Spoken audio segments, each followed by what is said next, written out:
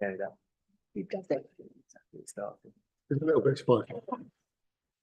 Okay, are we live? A little bit of a kick. It's right at the end. A little bit. I mean, Okay, so good evening, everybody, good evening, Chair. and welcome to this meeting of the London Borough of Newham's Health and Adult Social Care Scrutiny Commission. Can everyone present virtually hear me? Fantastic, I can see some nods. Actually. If you can, please raise your hand. Thank you. This evening's meeting is being held at Newham Town Hall in East Ham. Members unable to attend in person at this location are able to join remotely. However, they will not be able to vote and their attendance will not be officially recorded, though their virtual attendance noted in Councillor Keeling. Thank you very much, Chair. I just wish to give my apologies for the last meeting. It's a very massive committee that I really, truly believe we actually make action in.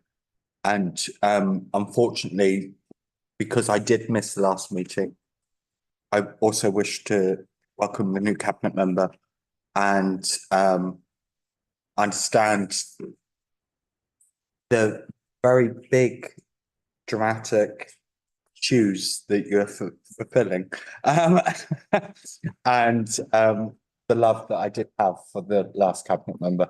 Thank you, Councillor Keeling. So I'd also like to welcome any members of the public and press who are watching on YouTube. With regards to meeting etiquette, participants in the meeting, please can I ask that you indicate you wish to speak either by raising your physical hand or by using the hand up symbol on the Zoom dashboard.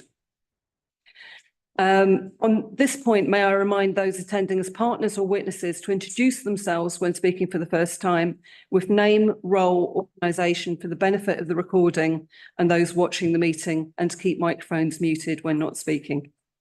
So this meeting of the London Borough of Newham's Health and Adult Social Care Scrutiny Commission on the 11th of November 2025 is now called to order.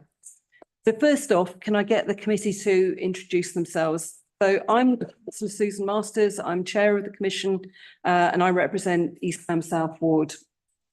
Councillor Joella Gooda from Plaistow North Ward. Councillor Thelma Odway from Custom House. Councillor Danny Keeling, Stratford Olympic Park. Councillor Carolyn Corbyn, Maryland Ward. Councillor Shabbat Mohammed, Cannington North Ward. Councillor John Gray, West Ham Ward.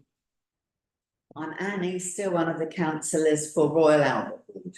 And we're also joined by Councillor Kwana this evening, who's observing. Item 2 concerns membership, apologies for absence and notices of substitution.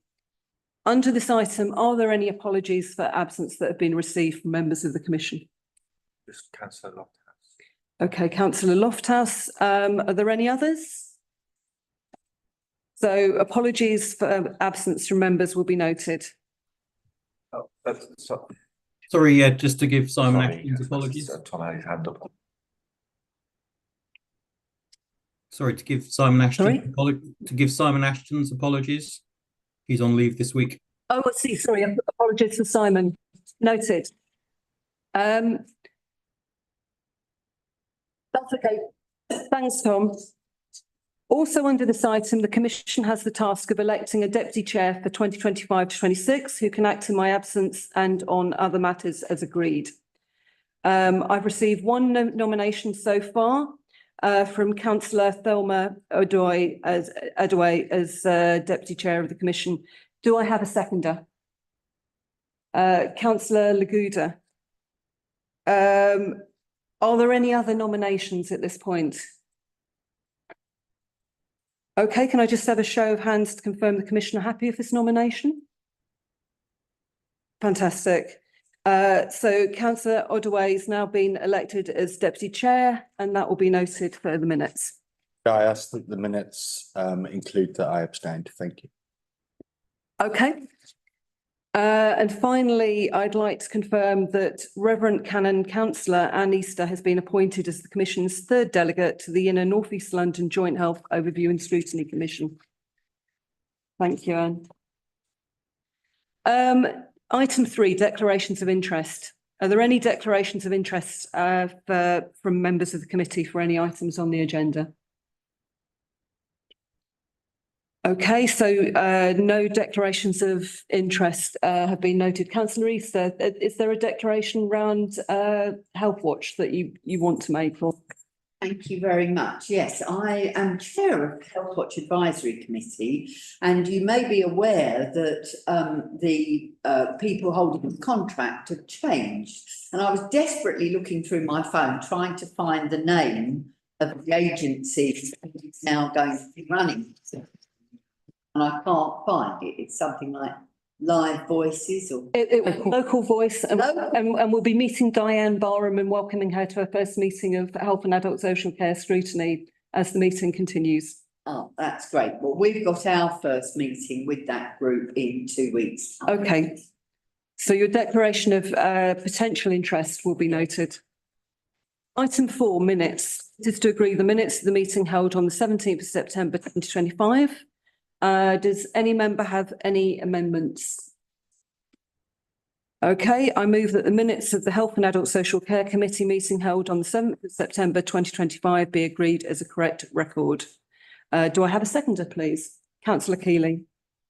Thank you. It's noted that the minutes are agreed.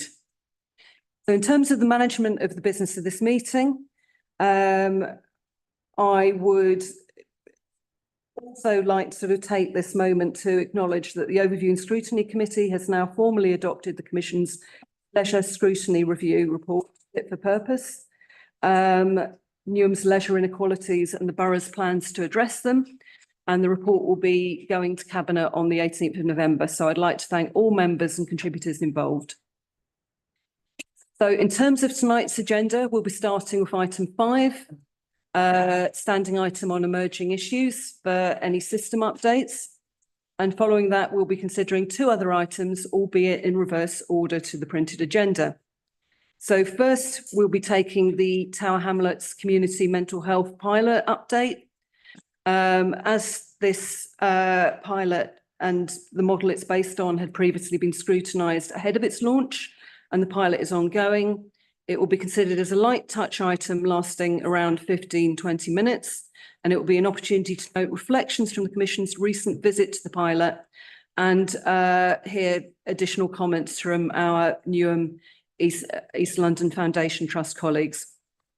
We will then move to our close to home strand.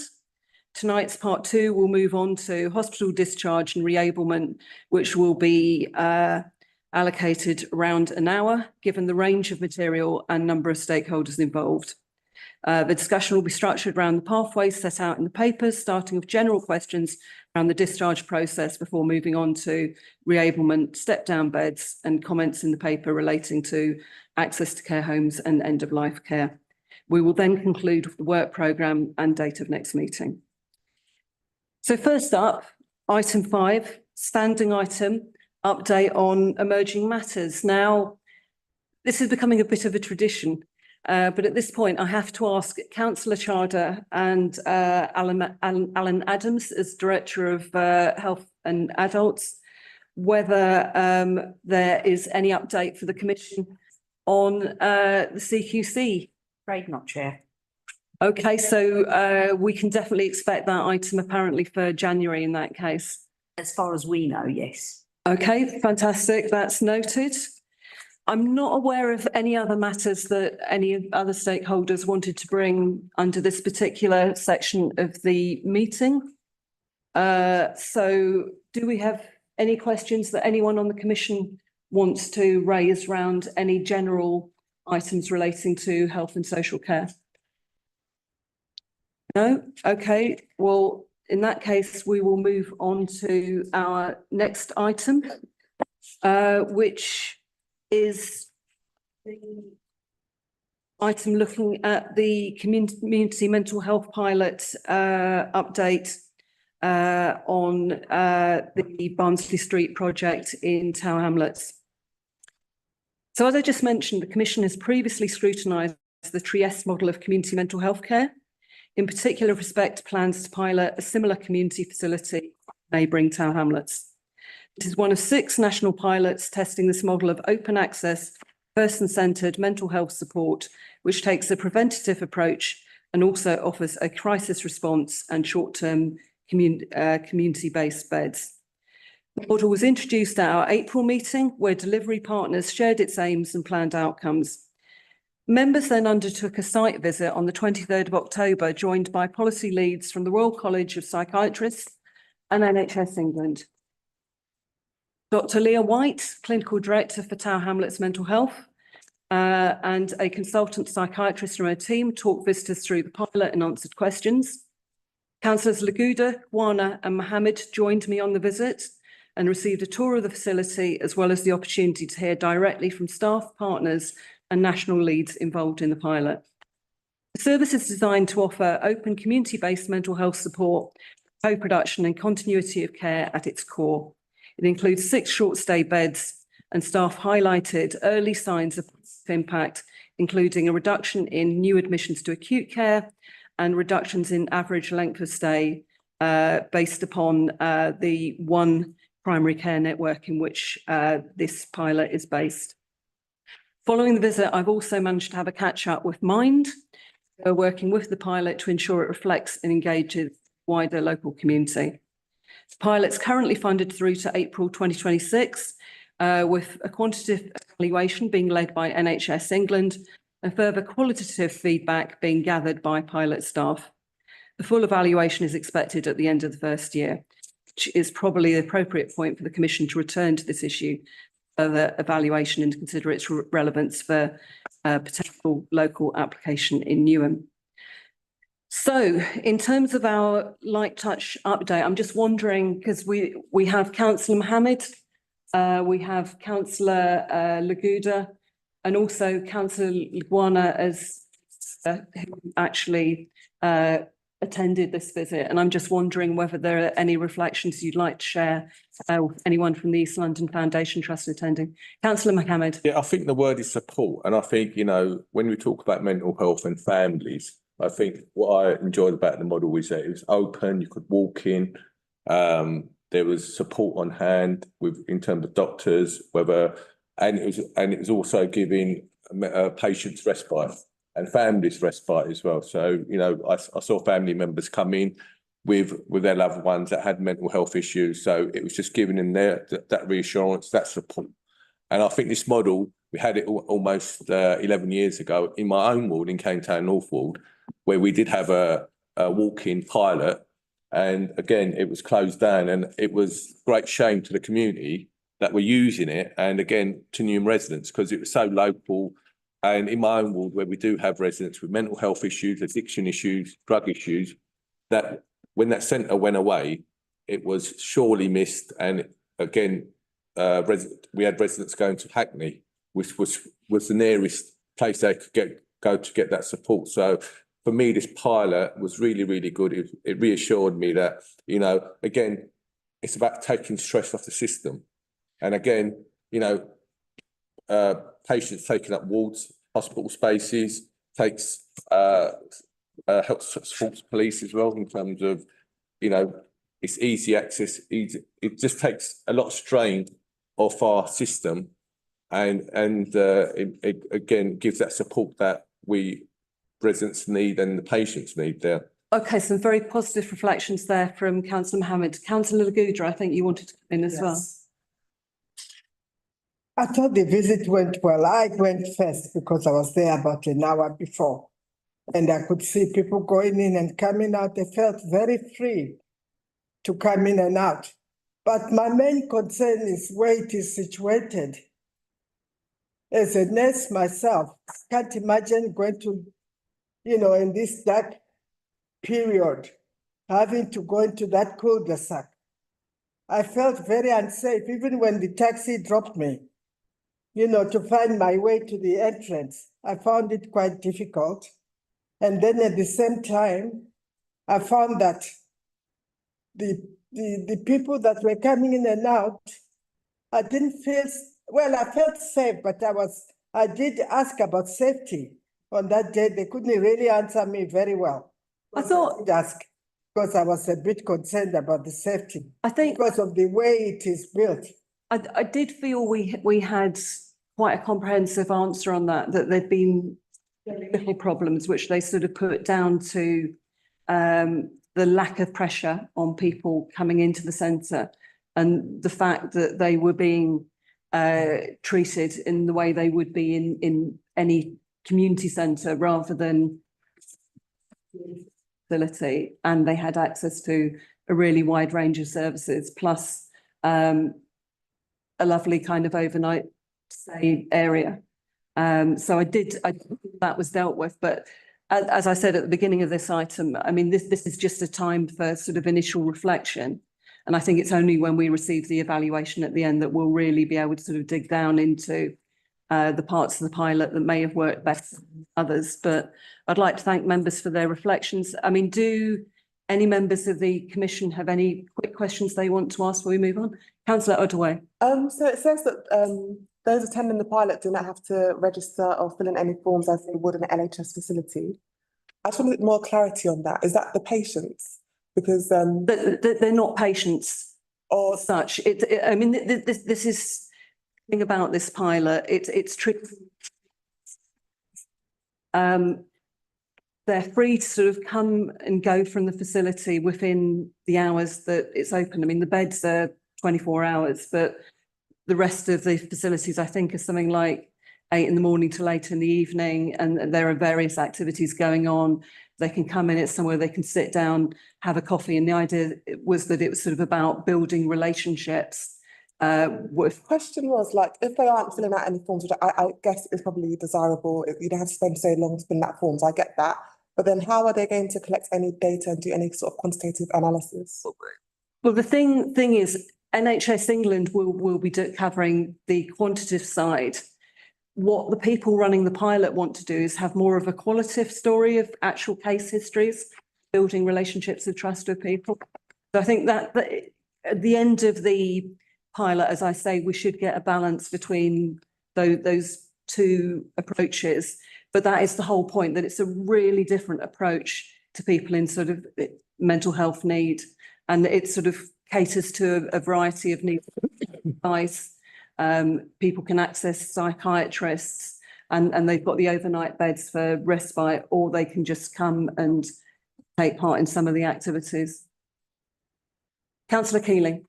I just wanted to pick up on my colleague's comments, and it's just a point of information that residents of Canning Town, if you are struggling with drug or alcohol abuse, there is Change, Grow, Live. Yes. Which is a massive, brilliant resource that has opened up, that is brilliant for everything, focusing on drugs, alcohol, chemsex, everything of the above, and they even allow counselling services for mental health.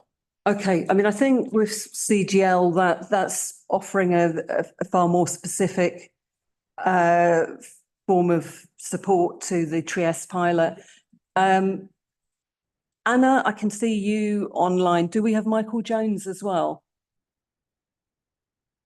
Can't see on the... Yep. Hi, Oh, fantastic. Chair. I'm here, and Bailey Mitchell, Borough Director, is also here. Oh, fantastic. Would either of you like to add any comments, or are you happy for us to leave this item there? I suppose I would just add to the question around data and recording. I think some of the things that we're particularly interested in looking at in the evaluation is some of the statistics that you quoted around number of admissions and length of stay, because that's something that can be evaluated without necessarily the need to take the kind of quantitative details of people attending Barnsley Street, because we can see through those system metrics, are we achieving the things that ultimately we want to achieve with this, which is shifting more care from hospital to community, delivering care in the most free and unrestricted way. And if we're seeing a reduction in admissions and we're seeing length of stay, then that's telling us that we're achieving that. So I think there are other, I guess, creative ways that we can try and do that quantitative analysis. And I would just add, Chair and council colleagues, that from a Newham perspective, we are very much watching and waiting to see what comes from this pilot. We are also very keen to do that which we can without the investment that Tower Hamlets have received in sort of anticipation of a shift in this direction. So we really do believe in trying to foster as much of a community partnership as we can, and to provide people with more freedom and autonomy to receive care in as accessible a way possible. But yeah, we will watch and wait and see what comes from this. But in the meantime, we do have ambitions to see what we can do with how we provide community mental health services in a more responsive way. Okay, Councillor Rosway. Just a supplementary. So if I just focus on those two metrics, how do you get the more granular detail on like ethnicity or age or gender, and how they've coped with the pilot? So if I could jump in there, so I do think I don't know exactly how the service is run, but all of our clinical services rely on an electronic patient record. So individuals who receive clinical input from that service, there will be some degree of governance wrapped around them. But I think as I understand it, the sort of core principle is that anyone and everyone from the local community who feels like they're in need of popping in can do. But there will be varying levels of engagement with those individuals, and those with more of a serious mental illness, I suppose it will generate more of a record. But in any evaluation, there will be some sense of an outcome measure. And Michael alluded to some of those other metrics in the system, like hospital admissions, etc. But there will be some monitoring and measurement, which will inform the evaluation. I just can't speak to the specifics of it, unfortunately. And also, I mean, the other point I'd make is that the pilot is limited to people within a certain cluster of GP practices. So that data will be on medical records within those GP practices anyway. It's more about the way they're treated when they sort of attend the facility. So with that, I'd like to move that the report is noted with a view to returning to this pilot at its point of evaluation to carry out a deeper dive into any learnings. I'd like to thank all the participants who've given up their time to contribute to this item. And unless you're involved in our final substantive item, you're now free to leave. So our main item of this evening, item 7, is the second part of our close to home strand of work, looking at how we keep people in better quality community care, sort of closer to their home, and try and prevent unnecessary visits to hospitals. So I'd like to extend a warm welcome to all the attendees for this item, and there are rather a lot of them, so thank you. And also a special thank you to people who are either attending very long distance or people who are attending in person and have made the effort to come to the town hall tonight. So I'd like to welcome Councillor Rita Chada, Cabinet Lead for Health and Adult Social Care, as well as Transforming Newham for the Future. Alan Adams as Interim Corporate Director for Adults and Public Health. Simon Reid, Director of Commissioning.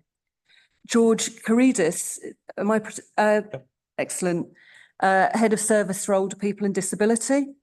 I'm hoping we've got, is it Kirsten Stulge from Enabled Living? Yes, you have. It's Smilga. Smilga? Yes. Excellent. Thank you, and apologies for the mispronunciation. I'd also like to welcome Jo Fraser-Wise, joining us in person, Newham's Director of Partnership, Impact and Delivery from the North East London Integrated Care System. I don't think we have Jack Edge tonight. Am I right? I'd also like to welcome Tom Ellis as Director of Strategy for Newham Hospital. Anna Bjorkstrand, Director for Adult Community Health Services at the East London Foundation Trust. Do we still have Michael Jones, or has he left after the last item? Okay. Then we have Diane Barham, CEO of Local Voice, I think, still, hopefully. Erin, because I can't see on. Yes. Oh, fantastic. Diane, before we move on, I was just wondering whether you could sort of quickly introduce yourself, because this is your first visit since Local Voice have taken over the Health Watch contract for Newham Health Watch. Just tell the committee a little bit about your background. Yep, happy to do that. I'm Diane Barham. I'm the Chief Exec at Local Voice. We started delivering Health Watch Newham on the 1st of October. We have been around for about 15 years in different guises. We started out delivering the local involvement network in Tower Hamlets and have delivered across quite a few of the East London Health Watch over various years. I would say that we've inherited the staff from the previous provider as well as our own staff. The majority of the staff are actually Newham residents, and I'm a resident of the neighbouring borough, Tower Hamlets. So we do have some experience in the borough. We've delivered in Newham around some of the key equalities groups. And I would say we're very focused on evidence-based sort of co-production and co-design to tackle inequalities. And we have a very strong focus on looking at demographics around that. And so we have done work in the borough around the Romanian community, Pakistani, Bangladeshi, and we will have a strong focus on picking up other communities, Black African and Black Caribbean, and really looking at how their experience differs, with a strong focus on understanding health literacy, health information, and how communication can have a real impact on redesigning services to tackle inequalities. Fantastic. Well, welcome, Diane. I'd also like to welcome Mary-Ann Foxwell, CEO of Age UK East London, and Andrew Evans, who is Head of Hospital and Home Services. And then finally, I think, Joy Karen Cantor, it's great to have you back at the Commission as lead for One Newham, our sort of council for voluntary service locally. So this item forms the second session in our three-part close to home scrutiny strand of work. As we heard in our first session, a longer than necessary hospital stay can often be detrimental to longer term health, particularly for older adults and those with complex needs. Ensuring timely discharge and appropriate, effective, person-centred support thereafter is important not only for individual recovery, but also for the wider sustainability of our health and care system in terms of preventing repeat trips to hospital. This session will focus on the discharge experience from its initial arrangement, the way partners work together to make it happen, as well as resident experiences, to what happens after that resident leaves hospital. We'll be discussing how the system supports people across a number of pathways of care. We'll be looking in particular at reablement packages that help home recovery, step-down community health facilities, as well as touching on comments in our papers relating to more permanent care arrangements and end of life. Tonight we'll take all papers as read, but note that we've received written submissions from all partners attending. I intend to allot a maximum of 20 minutes to questions around the general discharge process before moving on to around 15 minutes focused on enablement, 15 minutes on step-down beds, and this will leave 10 minutes to just pick up on any reference in the papers to the role of care homes and end-of-life care in the discharge process, allowing that in the normal course of events, each of those last two areas could easily take up a whole meeting. So I would then, I guess, like to open with some general questions on hospital discharge. And Danny, you had a question about sort of measuring the quality of discharge. Thank you very much, Chair. Obviously, every department has targets to meet. I'm wondering if the targets themselves are overwhelming to staff to the point that they are possibly trying to discharge people early, and also how does it differ with this government against the last government? So is that a question best handled by Tom, or is it better take? Tom, would you like to come in on that? I guess the question basically is, when you're discharging somebody, is the pressure to actually get a bed for the next patient having too much of an influence, well, not too much of an influence, but is that dominating considerations? And how has it changed since the last government to this? Yeah, has there been a change? So I'll take the latter bit first. The answer is no obvious change between governments. The form bit, no, it doesn't dominate our thinking. It's part of the equation, but as we talked about when I attended last time, at any one time we tend to have 20 to 30 people waiting for beds in our ED department. So flow in and out of the hospital and flow out of the hospital is obviously a crucial element of keeping a safe hospital, an effective hospital, a hospital that staff feel comfortable working in and the care we're offering is high quality. So I don't think it's not target driven. It's a wish to move people through the system quickly, because we know if they stay in hospital long periods of time, you get into an issue quite quickly of patients deconditioning. So the less time a patient is in hospital, actually, the better the outcome for them. But it's not driven by targets as such, I would say. So Diane, Healthwatch have shared a report delivered 3 years ago revealing what looks like a somewhat patchy resident experience of discharge. While many of the experiences don't actually look bad, what is striking is the lack of awareness of what the discharge offer was. Would you say this is fair comment? And if it is, how far have things improved over the last 3 years? And what are the barriers? Yeah, I do think that's a fair comment, but I guess I would say that things definitely look like they've improved, which is always good to start with. I think there's just an issue that people go from being fully supported in hospital and then sent home, and they often feel like they've sort of, I think one patient referred to it as feeling like they'd fallen off a cliff.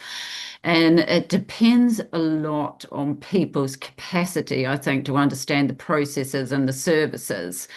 And as soon as you get people who might have language issues or live alone and don't have the family support network around them, managing the discharge and support is incredibly complex, I think, and difficult, and they tend to sort of fall by the wayside a wee bit.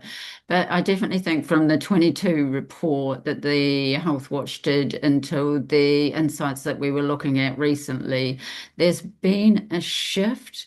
But I think one of the issues we had as well is it's difficult to see, to gather the insights and to get the sort of detail that you need around some of those inequalities issues. So there doesn't seem to be information gathered on the discharge process, and there's nothing in the friends and family test either about sort of gathering that information in a consistent way. So I guess we're a little bit concerned about the people we don't know about rather than the people we do know about. And Thelma, I think you had a question about inequalities. It feels like a good. About inequality. So the paper references a number of cohorts who are less likely to engage with the discharge process. So people who are demanding caring or work commitments, individuals who are socially isolated, residents with dementia or cognitive impairment, and those whose cultural language means that they find the system challenging. At what stage would this be? At the points the packages are being arranged, or once back home in the community? And what mitigations are we putting in place? So is that a question to Tom or to Joe or to Who wants to pick that one up? Chair, may I? Yes, councillor Charter. I think I understand where the question's coming from. I think what we need to recognise is this is a whole systems approach. So it's not as clear cut as somebody leaves a hospital because there's reablement services, there's enabled living, there's other people in the partnership. So to your question, and I can understand exactly where it's coming from, at what point does the inequality, where would the disadvantage come in? This is a very bespoke service. You know, no two people who are going to be discharged are going to be in the same situation.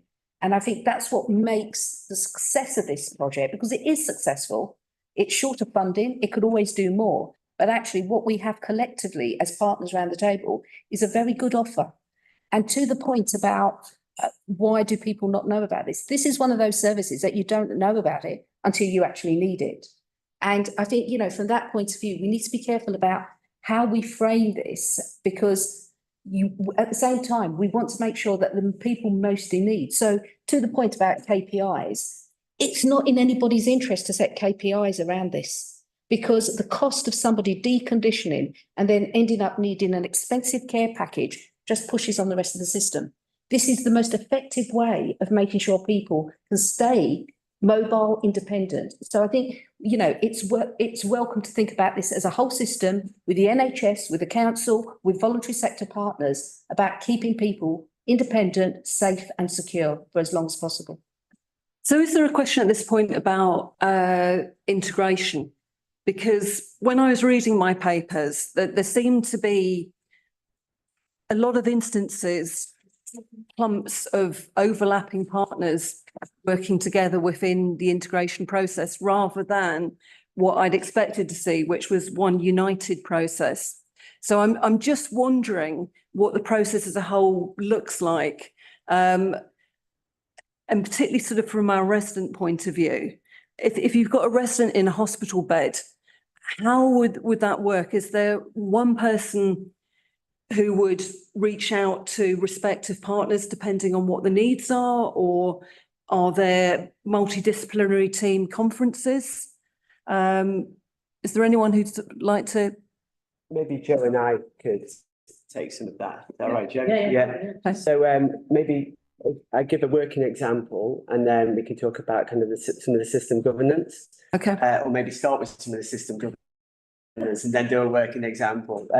But we've got something called the Urgent Care Working Group that oversees all of this work. And then within that, we've got something called the Integrated Discharge Hub. That's within the Better Care Fund. And, you know, all of these are just different words, aren't they? And different kind of bureaucracies. But the Better Care Fund is how we come together as a system to make sure that money isn't the driver, but we've got the ways of kind of sharing money between us. And Newham, I think, has the biggest Better Care Fund in the country. So we do an awful lot of this as well as we can, and just unblock the day-to-day, really. So we've got the governance, so, you know, BARTs, the council, ELF, GPs, all come together on a monthly basis to look at some of the strategic elements, and we commission various services. One is the Integrated Care Hub, and that's based in the hospital. That is a multidisciplinary team designed to work with individuals. The key is about early planning. Joe, so it's in there you want So I think in answer to the question, yes, the system works together in terms of and plans somebody's discharge into then the most appropriate place, which may be into reablement, it may be supported with community services. Where we definitely want to go is into a neighbourhood team. So where you're asking about integration, that is the future, that's the direction of travel in the 10-year plan.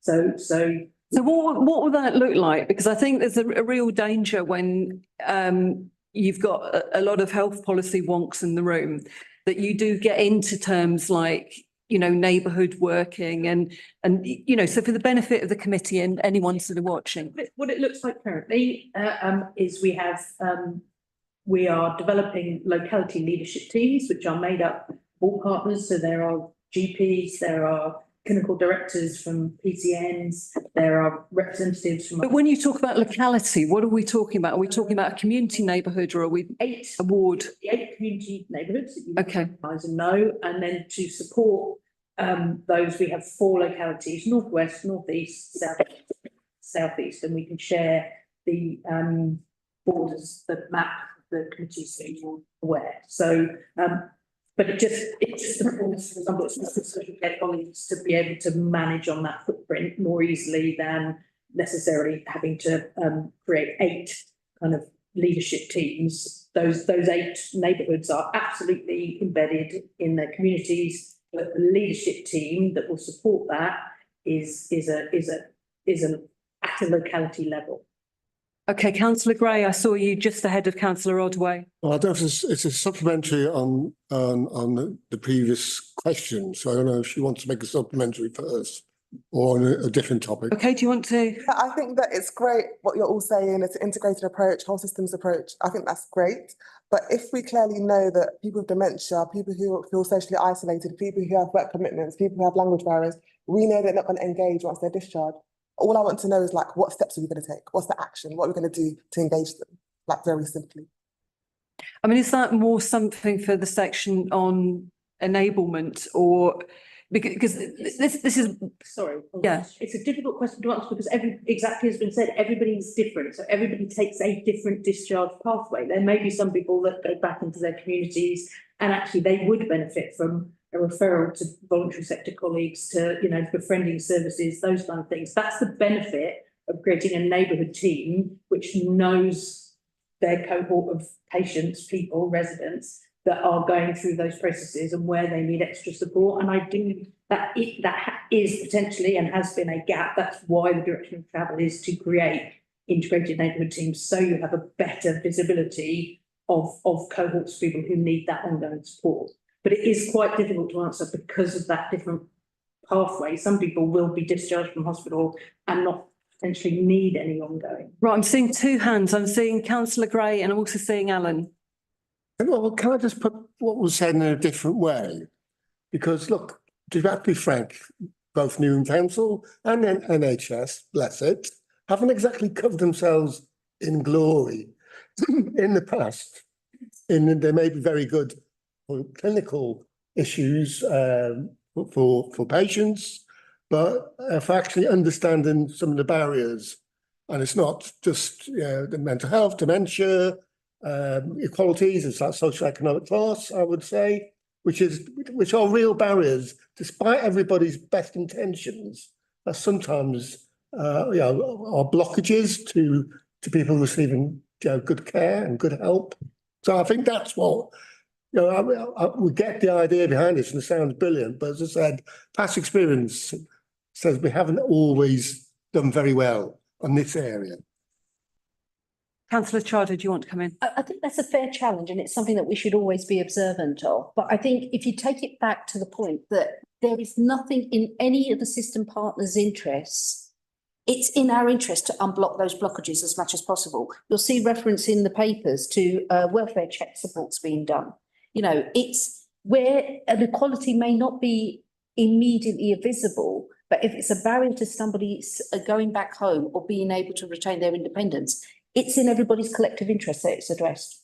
And I think that's the framework that we need to address. And I take your point, you know, there are system failures from time to time, but if you take the end goal to say that it's about keeping people safe, about keeping people home, it's in everybody's interest to reach that and use whatever means necessary.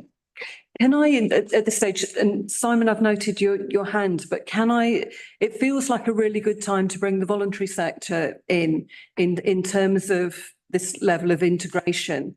Age UK, you run our home and settle service where you prepare a home for somebody coming back. And you also have your handyman service, which I read sort of will move furniture to sort of make way for things and do sort of jobs around the home to deal with removing trip hazards and other things. But you would like to be more involved. We've also got One Newham on the call who deal with a lot of our sort of smaller voluntary sector organisations. And it just feels that in dealing with a lot of the issues that have just been outlined in terms of inequalities, that this is where we need to involve the voluntary sector more in the pathway. And I think historically there might be some other boroughs that have done this a bit better than we have. So I'm just wondering about how we're aiming to sort of improve that in terms of having all the different communities sort of represented within this pathway and sort of advising and sort of improving it. You're okay if I want this? So we deliver home and settle services in 4 different London boroughs. Every place does it differently. The relationships have different stages of development. As each sector in each borough is obviously at different stages of development. I'd say one of the really important things about the service is the trust that we have, which we develop. So whether it's somebody with dementia or somebody who's from newly arrived in the country and they don't trust authority, or whether it's somebody who's working and is finding it really difficult to juggle home and work, we're trusted and people will let us into their home. And we develop a relationship with them, which probably statutory sector colleagues would struggle with. And we feel that's a really, really privileged position. To get access to the home, some of which, are really not fit for people to live in. But it's through that trust that we get other services in. So we will get supporting with hoarding, or we will raise safeguarding concerns. We kind of wrap our support around those patients. We also are in a privileged position from the sector is because we can build funding bids around that identified need, because almost by definition, those people who are coming home are lonely and isolated if they need our help. And they also have a long-term health condition. So we can build befriending services support around, we can build advice and advocacy. So we build the trust, we get those services in. That's really good. But obviously we are Age UK East London, and there are we work in an ecosystem of amazing CVS and faith organisations across Newham. And what we're wanting to do is, I guess, be that trusted intermediary. And we have the Stay Well partnership, which is a really key partnership, which of older people's organisations in Newham, which, it needs investment, it needs bolstering, it needs professionalising, but it's potentially there. And that's what I think the chair was referring to, that we're really hoping to develop and see real potential for developing and for getting funding in to develop that hub and spoke model, which we're further advanced in our other boroughs. The other thing I would say is the work we provide is incredibly cost effective, and we could do much more. So at the moment, I think we're only funded to support 500 patients home, and it's a very minimal cost, but a really big impact. And I think we've got appetite certainly to do more and to support certain specific groups. We've also got appetite to help with some of the other challenges you're talking about, like supporting people in emergency departments and trying to prevent some of the admission work as well. And as the chair referenced, we're not talking about doing that on our own. We're talking about doing that as part of a network of VCS and faith organisations in the borough. Yeah. Fantastic. And Joy, are there any, you've got your hand up, other organisations that you think would be working really well in this picture who maybe aren't currently involved, or can you give me examples where there are sort of small community organisations or faith organisations that are involved in this integrated working where it's had a real impact? Yeah, I think my main point I wanted to really just say was just to support what Marianne is saying, and that as you know from the notes I sent from One Newham, we also mentioned Stay Well, and that as a kind of consortium of organisations that specifically work with older people. So just to support what she's saying, and that as One Newham, we would support that. From other organisations, when we spoke to most organisations, we identified that there are gaps, that voluntary organisations said we could help or we have helped in the past. And one specific example was West Ham United Foundation, that aren't currently involved in the formal discharge pathways, but have previously partnered with NHS on the pulmonary rehabilitation in Newham. So I think there are organisations that are out there that have experience and would be willing, but again, as Marianne has pointed out, probably comes down to funding and supporting that. And then just identifying, the kind of some lived experience. We spoke with the LGBT seniors group, for example, that kind of do it in an unofficial capacity, but again, nothing official. And they themselves have identified gaps. And they actually said to me that their difficulty is not specifically because they're LGBT, but because they're seniors. Yeah, I think, again, just supporting what Marianne has said. And if she wanted to add anything more to that. Okay, Councillor Ottaway, I've noted your hand. Thank you all for the work you're doing. Thank you for doing it in a cost-effective way, and our residents trust you, so that's amazing. Just on the LGBT seniors, we've got an anecdote or someone's real life story here of how they felt neglected, and they felt that they could trust that that's the group where they felt they could trust and really share their experience. My question is, how often are we getting these sort of stories from residents? And as the council, how are we getting it in a structured way, and how are we addressing it? Or are we just leaving residents to go to the voluntary community faith sector and then leaving it there and not actually interacting with them?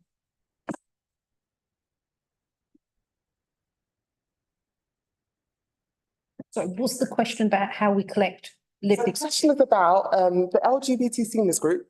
So someone has gone and told them that they feel neglected, that they were supposed to have an operation, but actually they didn't hear anything and they feel really neglected. So clearly residents trust these groups. But once they take their issues to these groups, what happens next?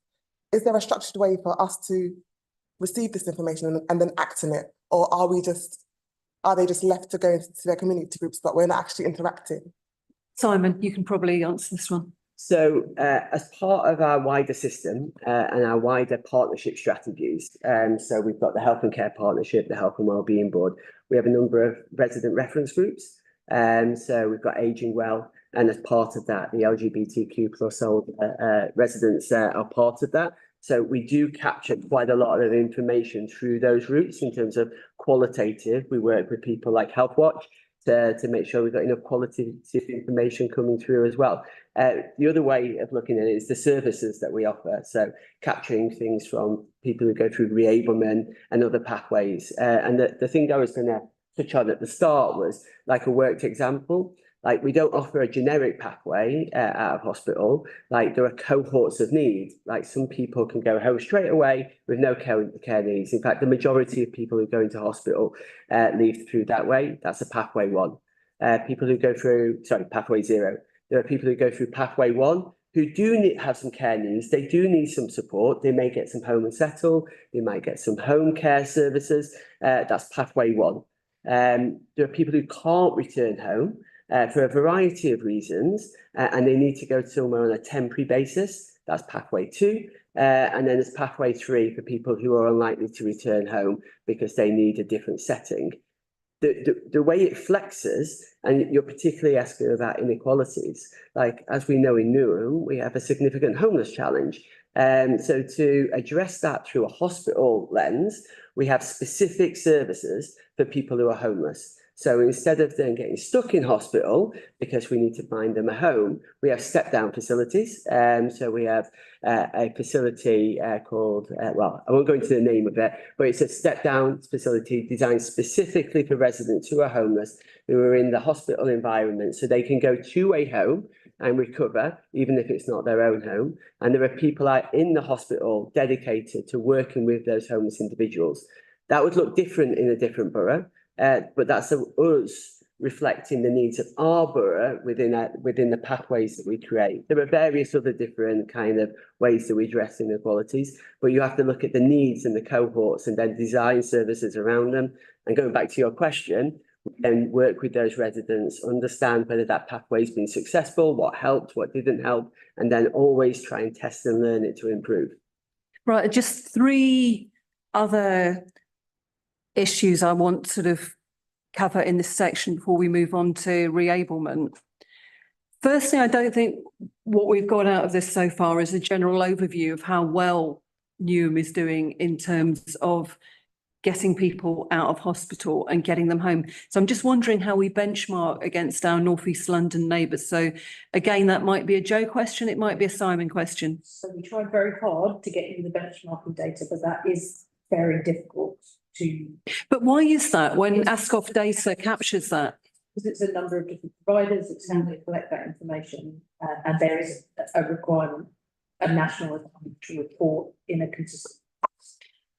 And I think the other thing is I read the King's Fund article recently about this very complexity of measuring discharge and where the delays are actually coming from.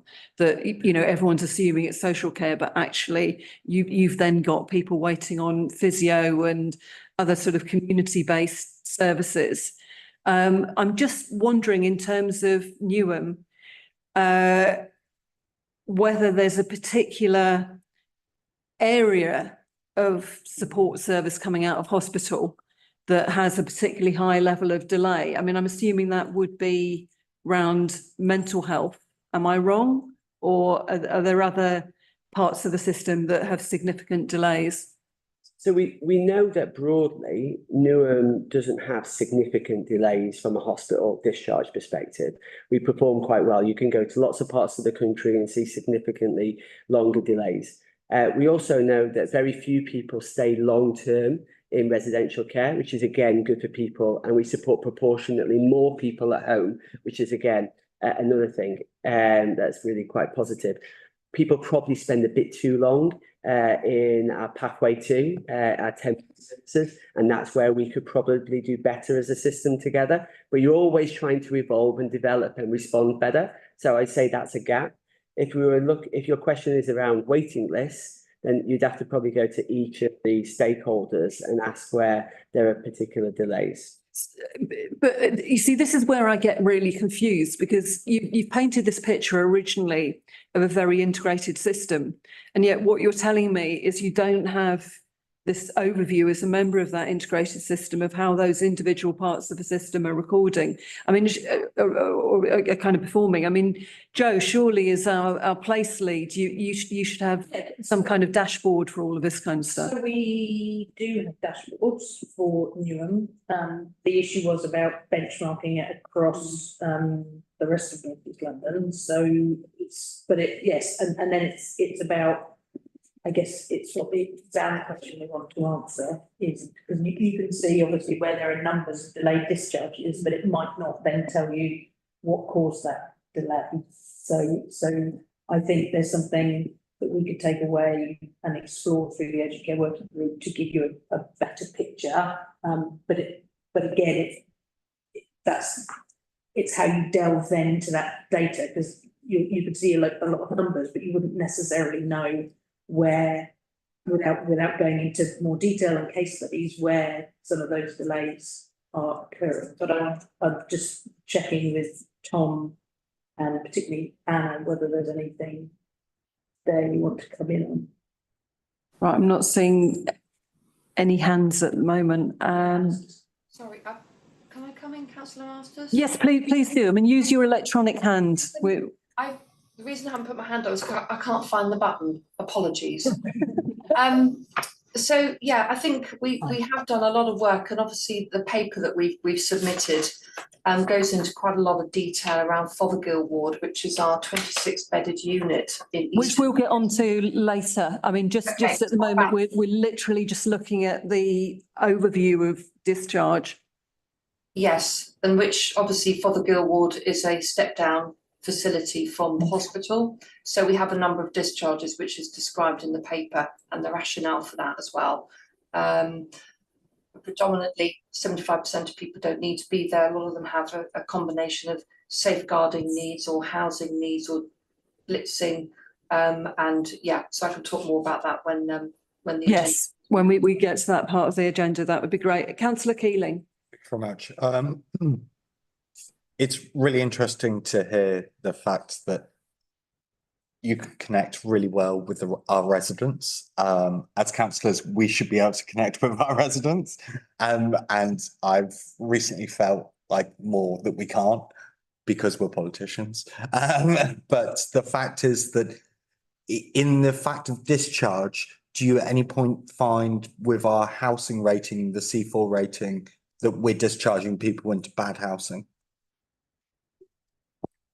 Yeah, that's probably up to me, Andrew. Yeah, so when we do our home assessments, we'll report obviously back what the state they're in, whether we feel they need to have decluttering, whether there's infestations, bed bugs, those sorts of things to ensure. And I think, and we work in other boroughs as well. So what I've seen from Newham's, I think the team go in and do that very well and quite efficiently when we highlight those problems. But that does delay our process as well.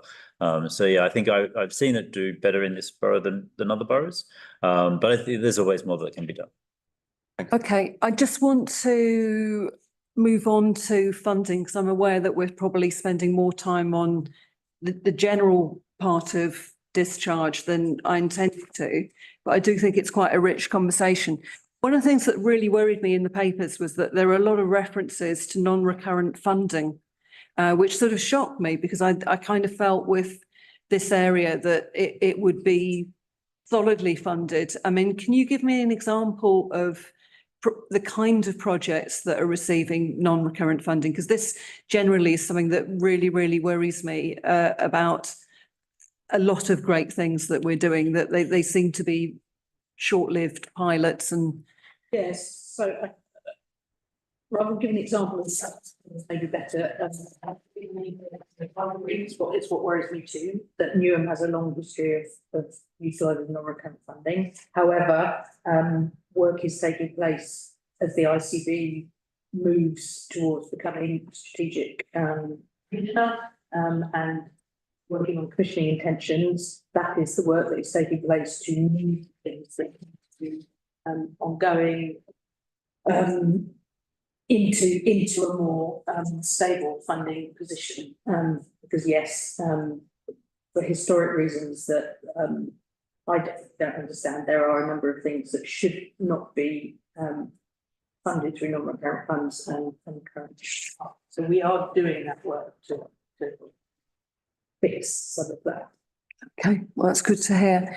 I really want to move on now to our second section, which is looking at pathway 1 and reablement. So in this section of questioning, I really want us to discuss residents who have experienced deconditioning from a hospital stay, but have returned home to receive a short-term package of support that might be help with washing or mobility, but could also be physio in a community setting. So kind of starting where we started with Councillor Keeling's question on this one as well. To what extent is reablement goal orientated rather than just being a certain number of visits? Yeah, so in terms of reablement, that's completely personalised to the individual themselves. So it would be around what are the specific enablement goals for that person, whether it's in focus around sort of daily living activities, for example, washing, dressing, mobilising, being able to put all of those sort of things that everybody does on a daily basis.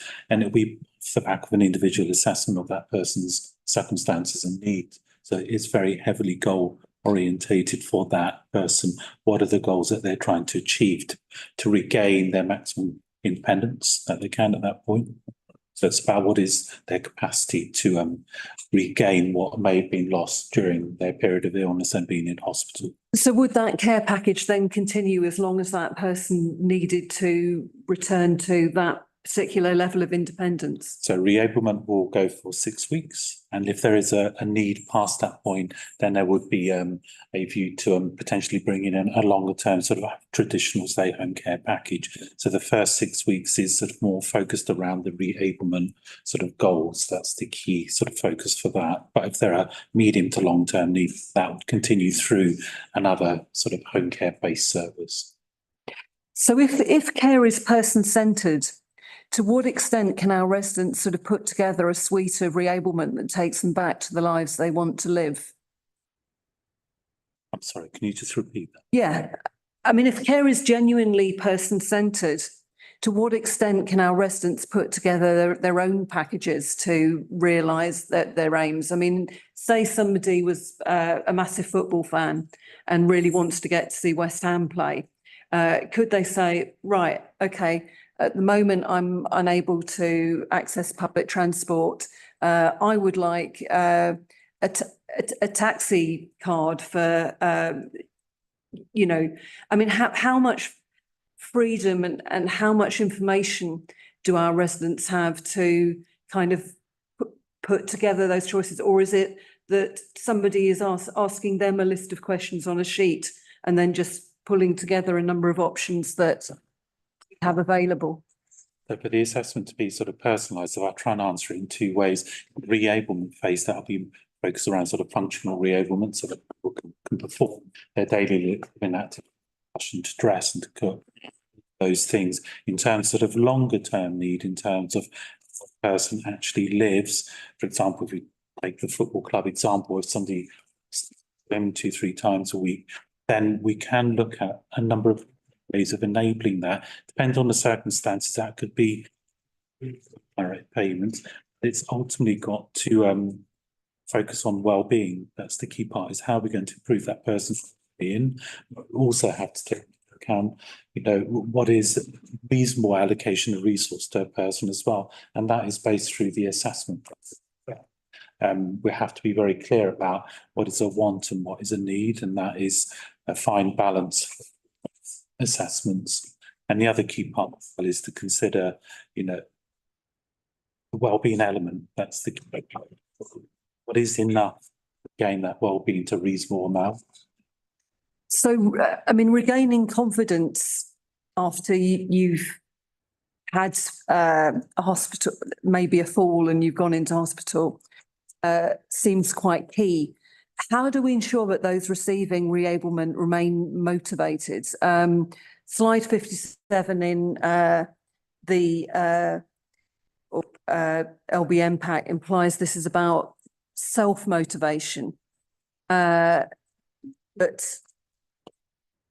is this about us being more proactive in terms of keeping someone motivated? I mean, we all probably have instances of relatives who've received a package of care and maybe they've had some physio and they've been given a sheet of paper with some exercises on and then kind of left to get on with it. And I mean, certainly in terms of the cases I've seen, too often, you know, there've been a few goes and then that piece of paper just disappears down the back of the sofa. So I'm just wondering whether we do anything to kind of keep somebody on that kind of journey and keep them motivated. Yeah, I mean, I'll answer it in sort of two answers, if that is okay. So during the reablement phase, that the reablement care is actually in the person's home, would be seeking to try and encourage and motivate the individual to do as much as they can for themselves in a way that is supervised and safe. The carers are there and they enable that. And it could be around a degree of not rehabilitation, but a degree of, say, reminding, you know, this is what you do next. This is where to put your foot. So it's about helping that person reorientate themselves back to their home, reorientate themselves back to mobilising, to increase their mobilising. It's all a sort of small step, one step at a time approach, and it's rebuilding it over a 6-week period. And that can be all of those activities of daily living. In relation to motivating people past that point, when we have practitioners doing assessments for longer term support, then we're looking at always what option is there for a person to do as much as they can for themselves. That's the key bit. We don't want to be providing support that is over and above what they need, because we create dependence in another way, and that can lead to deconditioning and a lowering of well-being. So it leads that sort of fine balance of what is enough to manage risk. That's the key bit. We don't want people to be unsafe, and what can be left for the person to do themselves. I think the physio elements will sort of come in as to how we work as an organisation with our health partners to bring in physio and OT as part of that sort of general approach, whether it's at reablement or at longer term support. Simon, did you want to add?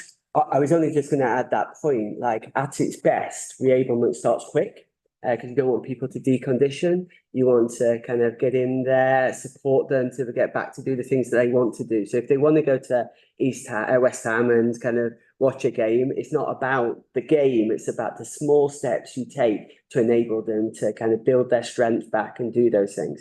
But it's best when it's teamed with community therapies and community input. So you mentioned physio, that's obviously something Anna can speak to. And ideally, they all happen around the same time. So you're working on someone's rehabilitation and their reablement, and that's the ideal scenario. But as a council, we're within a week, and we get that offer kind of up and running. So we've got the best chance to get someone back to their best. And I've noted that Lydia Drummond, who leads on our Ageing Well response, as a commissioner within your team, she's got her hand up. So Lydia. Thank you, Chair, and apologies that my camera isn't working. I just wanted to add about people who go through the reablement process and then still require a long-term package of care. Within our current home care framework, we do have our trusted assessors where we have trained up care coordinators and seniors to be able to assess and prescribe non-complex items of equipment, and also work in a more personalised way with people where it's taken a little bit longer for them to meet their reablement goals to help reduce that package of care. So even within home care and when we have the longer term need, we're still operating in that reabling way.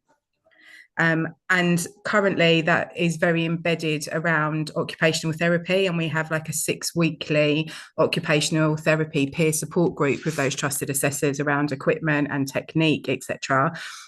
But we've also recently started to work with colleagues in ELFT in the physio team to see where we can strengthen that side of things around exercises and mobility and that kind of rehab assistant function as well. I wanted to pick up on a diagram in the pack about the transitioning between different models. And you're talking within the diagram of the previous model about handoffs. And I was just wondering if you could describe what that involved and what that would have been like to our residents, and how the new model sort of moved away from that. So sorry. Who wants to come in on that? Lydia?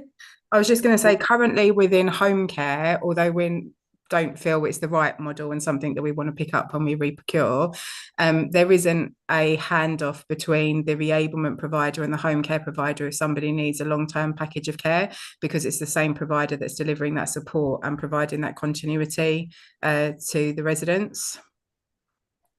But we're also aware that there's a disincentive with that, and that's something that we're kind of working through with providers currently, and we'll be picking up through our new procurement exercise. Simon. One of the things that we recognised about 18 months, 2 years ago, again as a system, was that parts of our system could be a bit clunky, and that's where the handoffs come in. So we've put a bit of joint money into redesigning some of those pathways. That's part of the reason why we've been able to double the number of people getting through reablement and double the number of people that after 90 days don't require long-term care. So that's great for the resident because they got back to their best new version, but it's also good for the local system because they don't require long-term care as well.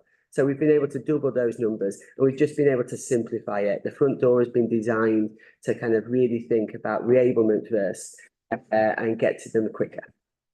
I just wanted to pick up on a stat actually. On page 68, you talk about demand for care increasing by 18%, while the actual numbers going on to a long-term care package have decreased by 28%. I know you like that statistic. How do you know, though, that that's not just people not knowing how to apply to continue their care, or delays in our assessment process? You can tell from that stat that needs are increasing. Those needs are complex, a bit like the King's Fund article, like people who approach adult social care because there are housing issues and a variety of different things. Like the front door is designed to try and work with people, signpost them to community opportunities and community activities, connect them if they're lonely with various different services and such like. We also want to make sure that we have a strong short-term offer and a strong prevention offer. I think what you can see in that stat is that whilst some of the contexts increases, our response has got better as well. So our reablement numbers have doubled, like I've just said. There are various pieces of work on prevention that we think adds to that statistic, but ultimately, like the number of people who have needed long-term care is reduced. So I think it's a sign of success that we're supporting more people quicker to get back to a better version of that their health gets better, or they are healthier as a result of that work and don't require a long-term care package as a result. I just want to bring in Kirsten Schmilge from Enabled Living at this point. I mean, you've had an incredible level of success. I mean, to people who don't know Enabled Living and haven't had the excitement of going to visit their warehouse, this is a business that used to be a council service. And we're one of the few boroughs that actually has a service, even though it now functions as an independent business locally, sort of delivering equipment. A lot of other London boroughs were going to a private company to provide their equipment that then went into administration. So suddenly you've been provided with a lot more kind of business opportunities. And page 89 details how you're now operating in City of London, Tower Hamlets and Waltham Forest, and that you managed to get those arrangements set up in a couple of weeks. But you claim they haven't impacted upon Newham residents. How much of a challenge has that been in terms of sort of providing and just to be clear to commission members, I mean, you provide all kinds of sort of living aids, don't you? Like wheelchairs and Zimmer frames and other pieces of equipment. But Kirsten, it's probably better if you sort of introduce Enabled Living. Oh, thank you, Councillor Masters. Yes, so for those of you who don't know Enabled Living, we are a wholly council-owned business. The Newham model for community equipment and other services such as wheelchairs and sensory enablement is different than what it was for a lot of other London borough who have gone with NRS via the London Consortium, which failed earlier this summer. So in terms of how we are mitigating any adverse effects to Newham residents through this response, is we've taken a very gradual approach to providing that support. So we've been stepping things up in a very gradual manner. Also, we've been able to have a successful round of recruitment as well. We've picked up quite a few of the ex-NRS staff as well who were fully trained already. So we've been able to keep the Newham service running as previously. Have you been, does this mean there might be some apprenticeships offered to our younger people maybe, or even older people? It's certainly something that we can explore. Enabled Living very much supports apprenticeships. We had my colleague Angela, who's here on the call, in her team, she had a business support apprentice who's been working with us. And we've also been discussing about apprenticeships in warehouse logistics as well. So I think there's definitely a lot of scope for that at Enabled Living. Okay, that's interesting to hear. One thing we haven't talked about in terms of support when people come back home is mental health. And Councillor Keeling, you've got a question about this. Yeah, definitely. I really enjoyed the fact of using rehabilitation as a keyword here, rather than reablement. Like, it is rehabilitation. Like, if you've been locked down under a section order in a mental health centre, it is rehabilitation. Newham Mental Health Centre, I've seen worse prison cells than in a mental health centre. It is terrible.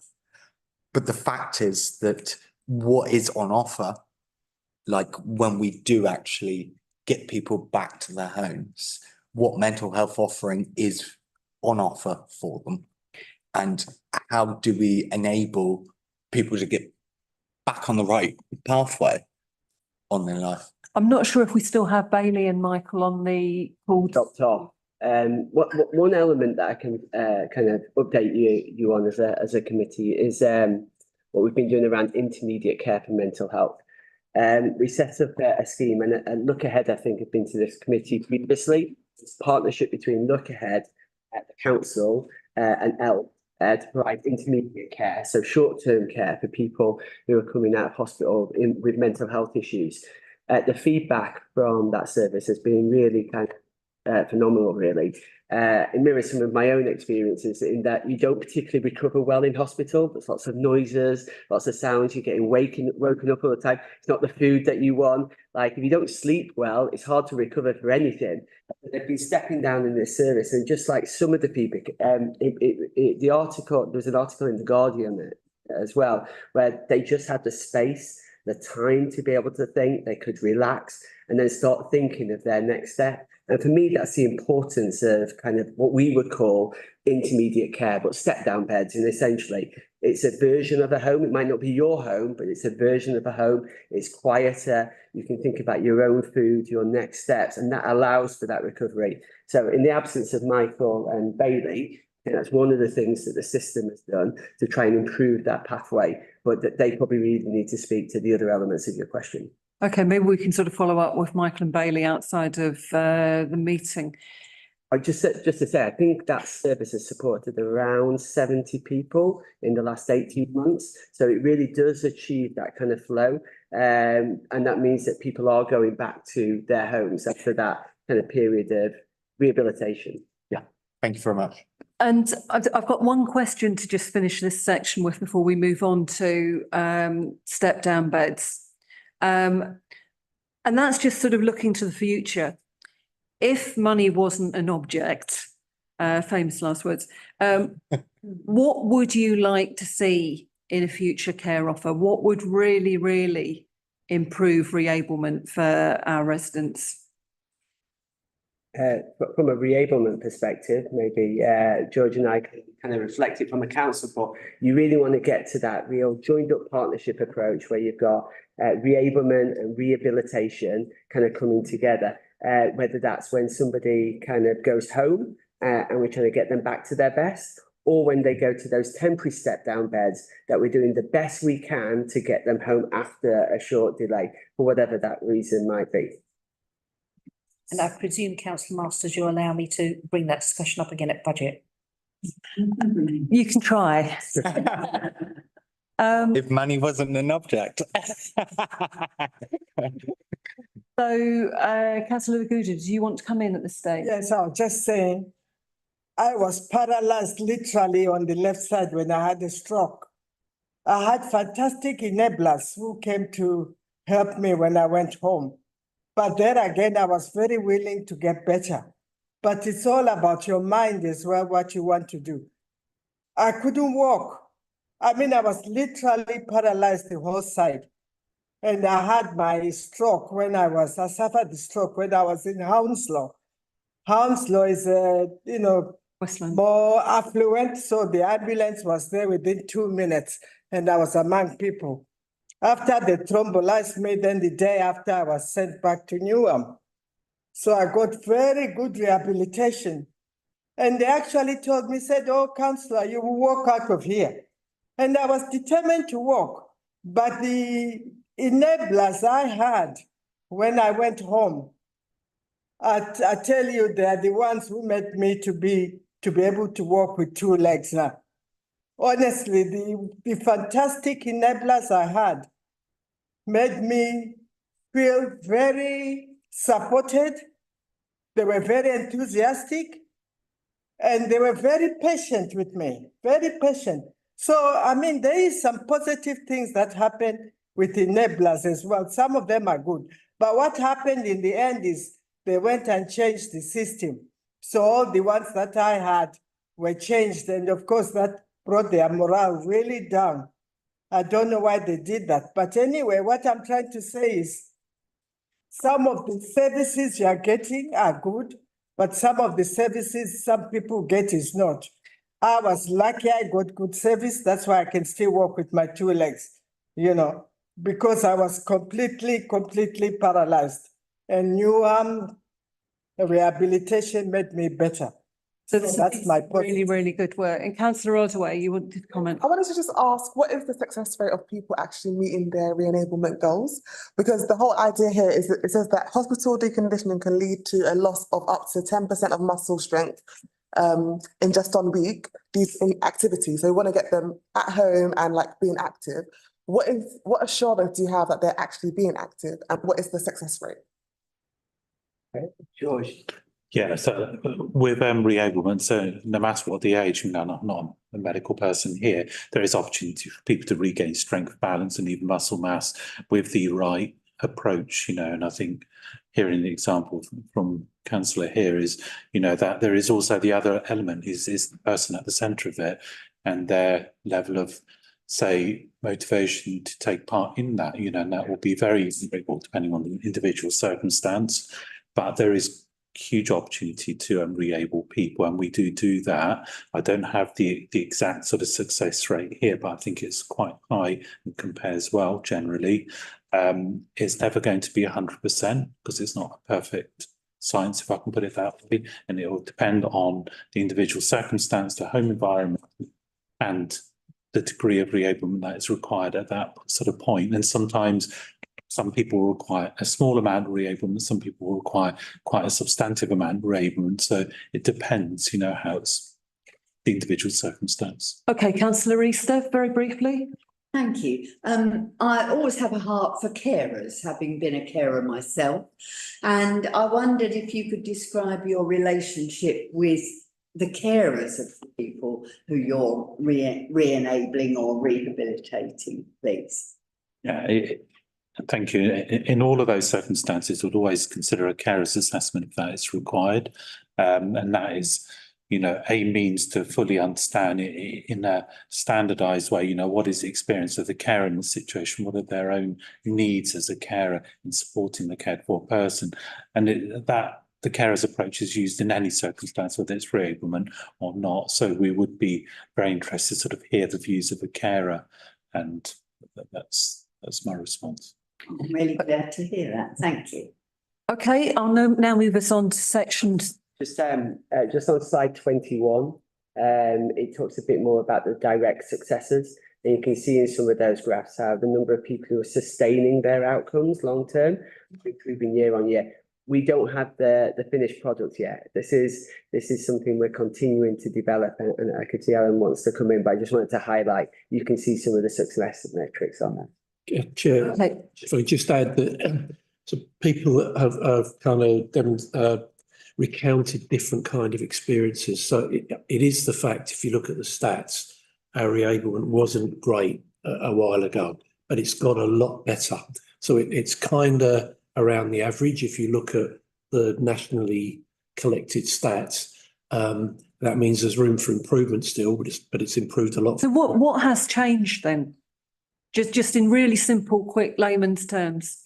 Well, there was a focus on it within the agencies because that figure showed us there was people who were here at the time. There was a focus on it because the figures weren't great, and so there was determined effort. What makes it? When you say a focus, are you saying that more resources were put in, or you saying that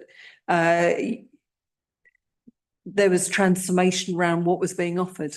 Simon can maybe talk to the resources because he will have been here during that process. I really need to keep this very brief, though. That's the thing. So the general point is it comes down to how well people work together and operationalise it. That's what makes it work really well. But you may have had additional resources. I don't know. We put about another £1 million into it, but it's where it came from as well. So we moved the leadership of it under the principal occupational therapist. They see the world as it could be rather than necessarily as it is. So we think that was the right leadership to drive forward like the improvements. So there was a few things: more resources, more money, and the right kind of leadership. Fantastic. So that sounds really good. That sounds like we're moving in the right direction. I really want to move us on to section 3 because I'm aware that Anna Bjorkstrand's been waiting, and we all want to discuss the use of Fothergill Ward.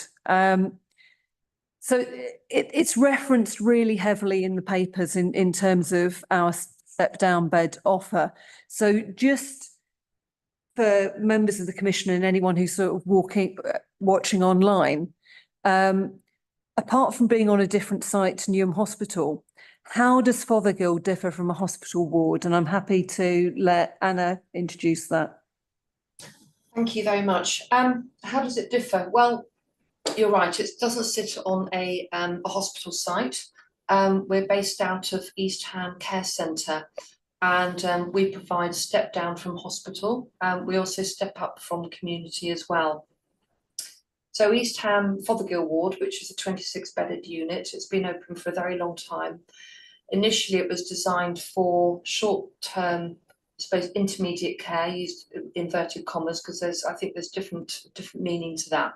But in this, from a health perspective, it's really taking those people who are stepping down from hospital, who are not quite at their baseline, that they don't have, they've finished their acute episode of care, but they're not ready to go back home or to their normal place of residence. So they still need an element of medical and nursing input. So what we found is that over time, that criteria, if you like, has changed. Probably from COVID, actually, when most of the community hospitals changed the cohorts of patients that they were stepping in and stepping down.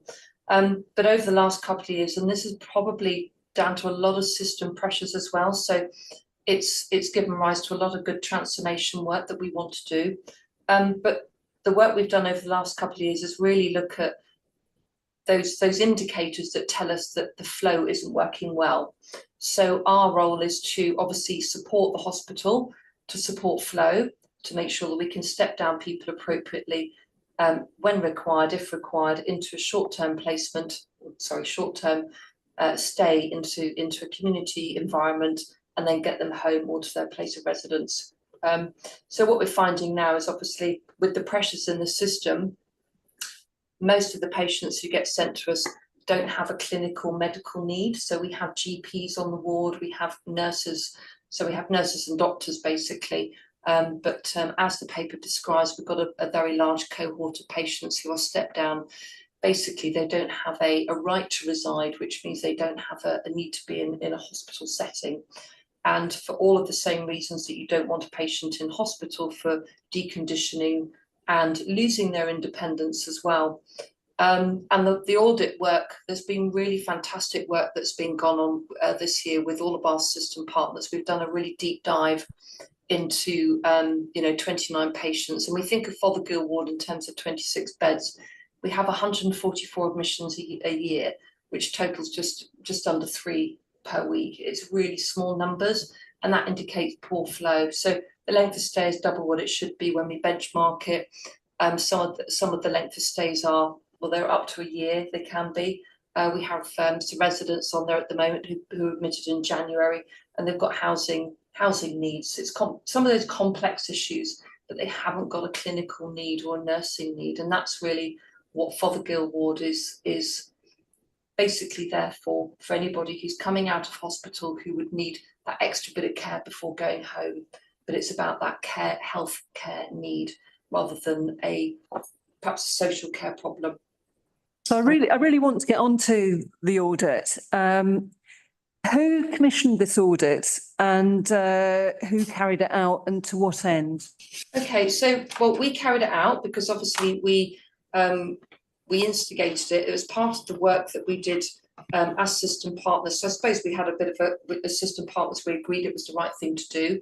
In May, so ELFT made a decision that we wanted to look at alternative provision of pathways going through Fothergill Ward, because we felt that obviously that we had the wrong patients in beds, and patients need to be in the right beds or in the right setting and discharged to the right setting.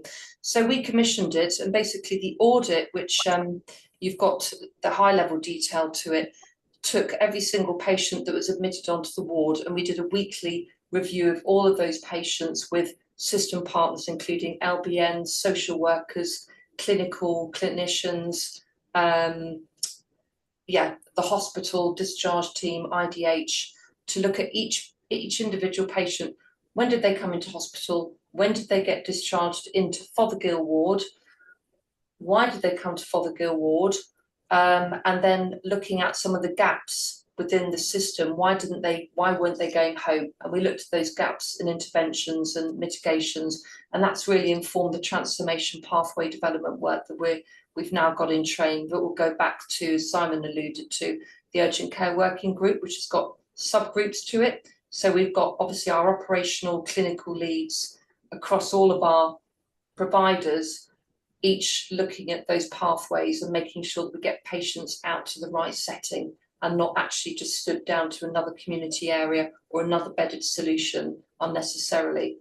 So I've got a couple of questions. I mean, when we were talking about the discharge process in general, we heard how all the different partners were really, really integrated. So who's making the decision to step these people down to Fothergill? I mean, if they're ready to go elsewhere, who is making the decision to send them to Fothergill, given that they're coming out of an NHS facility? It's a very good question. When we say we're really well integrated, I think we do try, and we understand that, you know, we've got to work closely, but I think we also are different providers and each sort of working potentially quite fragmented, and we understand that impact. So in terms of discharging patients, and I wanted to come in at the time and explain this. So we have an integrated discharge hub which Alf provide, and that is based on the hospital site. Okay, so we work very, very closely with the hospital and the social workers in the hospital to actually work on the discharge process. What our work has actually shown through that audit and the deep dive is that a number of processes don't work as well as they could do. So for example, when a patient is admitted into A&E, we need to do more work at the front door to turn patients around. So, you know, that streaming bit about, you know, particularly good frailty units where best practices, you've got good frailty units where people come in because they need to be admitted, or they are turned around at the front door. So that's part of our transformation work, which we're working on. The other thing is, once you're admitted, is that if you're very complex, so not only, so, you know, you're admitted because you have health condition, but underlying that you have other social care needs, perhaps housing or complex issues. Safeguarding was featured really heavily in our audit. A lot of people with safeguarding issues couldn't go home because of safeguarding. So they need a temporary housing or a temporary step down position. They don't need to necessarily go into a hospital setting. And I think it's, so basically there's some process issues that we've identified very, very heavily in terms of how we work together as an MDT, and as an MDT I mean social care, hospital and community, to really hone in on those complex patients right from the outset when they are, we call it early supportive discharge, okay, in old money. Basically, it's about that holistic approach to managing someone in parallel once they're admitted to their endpoint, and making sure that we do all of those steps in the journey quickly with the right agencies to be able to get them home effectively and without delays. What has been happening, and we all hold our hands up to this, is that some of that parallel planning hasn't been happening in hospital for all of these patients. And what happens is, once they're medically optimised, which means once they're deemed medically fit by the doctor, they're then stepped down to Fothergill ward to do the complex discharge planning. And of course, then you've got a lot of delays because you've taken them out of the hospital setting where you've got a lot of the agencies there, you've got social workers on site, you've got the discharge teams on site. Out in the community, we don't have that. We don't have such a great oversight. So unfortunately, that added journey, that added step in the journey compromises the speed of a good discharge. But why is this such an issue in Newham? I mean, there's a stat in the papers that 50% of residents were staying longer than 42 days compared to 10% in other parts of London. So it does seem to be a very, very specific Newham issue. And I'm just surprised if this is the case, that it's been allowed to sort of continue in this way. I agree. However, on page 40, where you actually look at where the audit said other patients could be stepped down to as alternatives to Fothergill, it's sort of saying 27% of patients could have been stepped down to residential care, 12% to nursing care, and 18% onto an end-of-life pathway.